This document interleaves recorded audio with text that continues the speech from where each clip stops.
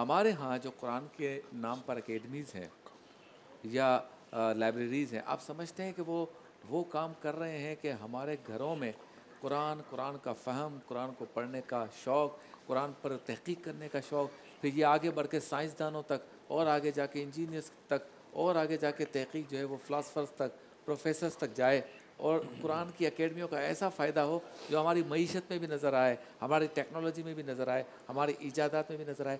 ایسا کوئی فائدہ نظر آتا ہے یا اس کی ضرورت ہے؟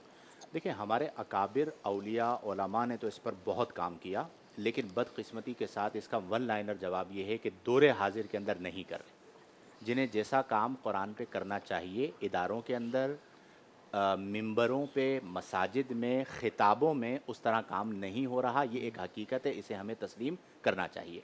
اور اس کی وجہ یہ ہے کہ ہمارے مطالعے میں قرآن کا جو شامل ہونا ہے وہ کم ہو گیا ہے، ایک بات۔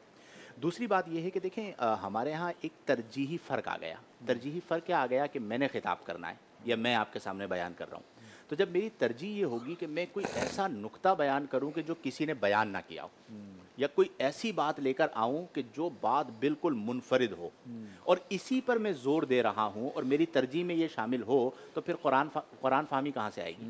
میں اکثر یہ بات عرض کرتا ہوں کہ آج ضرورت اس امر کی ہے کہ ہم قرآن، حدیث سادہ، یعنی سادے انداز کے اندر جو اللہ نے فرمایا ہے وہ بیان کرتے ہیں۔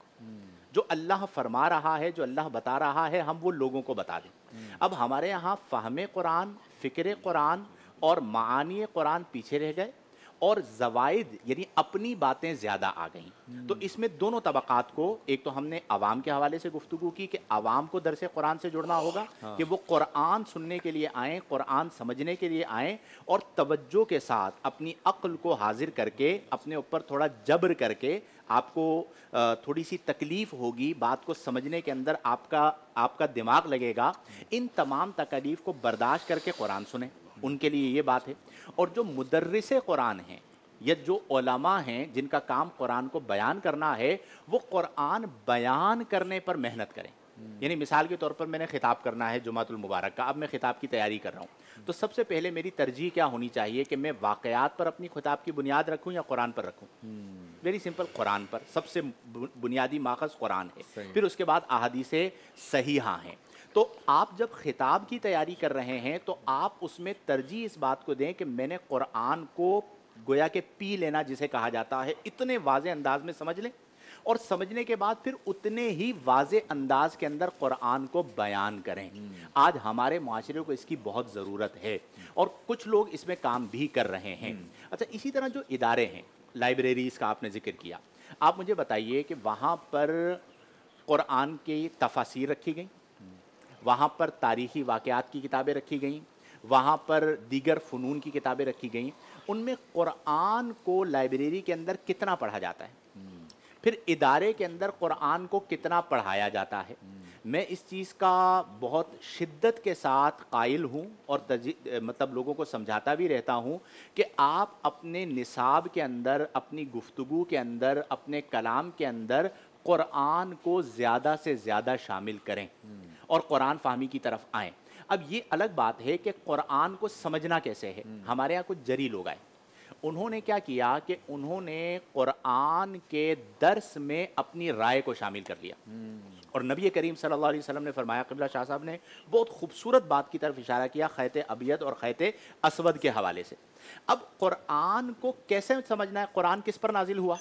نبی کریم صلی اللہ علیہ وسلم پر۔ نبی کریم صلی اللہ علیہ وسلم پر جو قرآن نازل ہوا، وہ لکھا ہوا نازل ہوا یا پڑھا ہوا نازل ہوا؟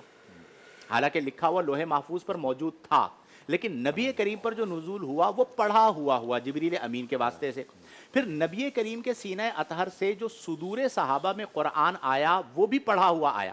نبی کریم صلی اللہ علیہ وسلم بیان فرماتے تھے، پھر وہ لکھ لیا کرتے تھے، لیکن جو نبی کریم صلی اللہ علیہ وسلم کے سینہ اطہر سے قرآن منتقل ہوا صدور صحابہ میں، وہ باللسان ہوا، تلاوت کے ذریعے ہوا۔